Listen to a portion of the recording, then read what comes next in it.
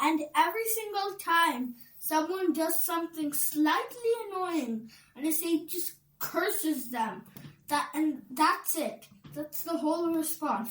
No conversation, no warning, just immediate eternal consequences. Wait, when did this start? It's in all episodes, Mommy. Vashishta, Durvasa, the sage's student in episode 1. Not one of them takes a breath first. This is going on the podcast. Keep going. I was just talking. Continue. My point is there a single sage in 7 episodes who handles a difficult situation without immediately cursing someone? Kanva? Shakuntala's foster father, remember? He was calm. He was not at home when everything happened. He did come back and handle everything very calmly, though. That doesn't count.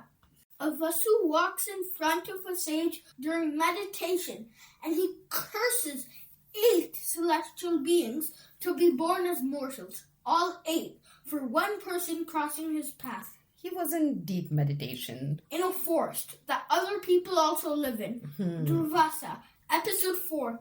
He curses Shakuntala because she was daydreaming about Dushyanta and didn't greet him enthusiastically enough when he showed up. Well, hospitality is important. She was daydreaming. He cursed her entire life trajectory.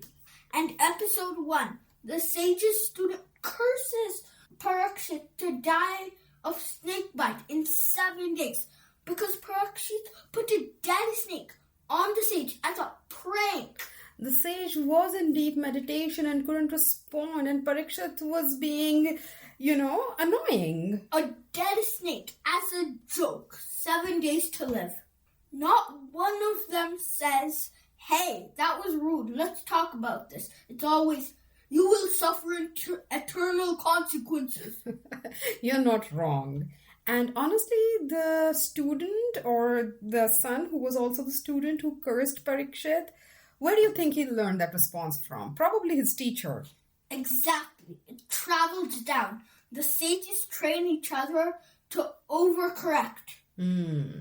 Which makes me wonder, and I've been thinking about this, whether the curse was always meant to be this central to the story, all the stories, or whether it grew that way. What do you mean by it? The Mahabharata was told orally, right, for hundreds of years before anyone wrote it down. So every storyteller added something.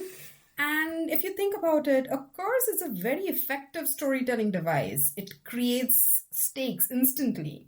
It connects across generations. It makes one bad afternoon affect everything for the next 500 years. It's efficient.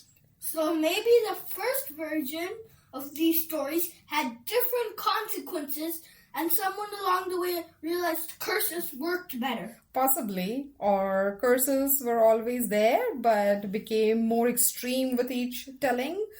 Each storyteller needed to top the last one. So the sages got angrier over time? The sages got angrier over time. That's my theory anyway. What would have replaced them? If you couldn't use curses, what makes the Mahabharata still work? Maybe debt? Maybe obligation? You do something and now someone owed something. That travels across generations just as well. Or maybe prophecy. Not a curse, but a vision. I see that this will end badly. Same consequence, no anger required. Or just consequences that happen naturally. Purvas breaks the one rule and Urvashi leaves. No sage required. It works without a curse. It does. Which means the curse is a shortcut. A very dramatic one, but a shortcut. The sages are a plot device that got too much power. Okay, next thing. The cosmic score. Karma? You called it a cosmic score in episode 6. Good actions, good karma. Bad actions, bad karma. The score follows you into your next life. Who runs it? It's not administered by a person. I think it's more like a natural law, like gravity. Gravity doesn't have exceptions. Karma seems more flexible. Sages can modify curses. Yayati's family could donate their merit to get him back into heaven. That is a shared document with edit access, not gravity. Good point. Who has edit access? I guess Brahma at the top. We haven't talked much about it, but essentially at the peak of the authority pyramid is Brahma. But I think Brahma also operates with some rules. It's less of a spreadsheet and more of a shared document where everyone can comment, but only people with enough tapasya or authority can actually change things. And half the edits seem like they're made in anger. By sages. By sages. I want to score 1 character per episode. Quick. This is not official scoring. But that sounds so fun. Let's do it. I know. Go. Episode 1. The sage's student who cursed Parikshit. Oh, very low. He had real merit from studying with the sage, right? Spent it all in one moment of anger on behalf of someone who didn't even notice? 3? 3. Episode 2. Chandra, the moon god who stole Tara. He caused a cosmic war, refused to give her back, and then the child who came out of it, Buddha, he did love and try to claim it. I guess mixed record, 5? 5 is generous. He literally ran away with somebody. He loved her. Not the same thing. 5. Moving on. Episode 3, Urvashi's goat. The goat? It was stolen in the night specifically to break up Urvashi and Purva. The goat did nothing wrong. 10 out of 10. The highest score in the whole Mahabharata. I cannot find a single objection to this. Episode 4, Sage Durvasa. Enormous tapasya generated merit. Spent it cursing a 17-year-old daydreaming? 2. 2. Episode 5, Yati. Ooh, 6. High floor. Catastrophic ceiling. Did eventually learn after 1,000 years. 6. Episode 6, Ganga. This one is hard.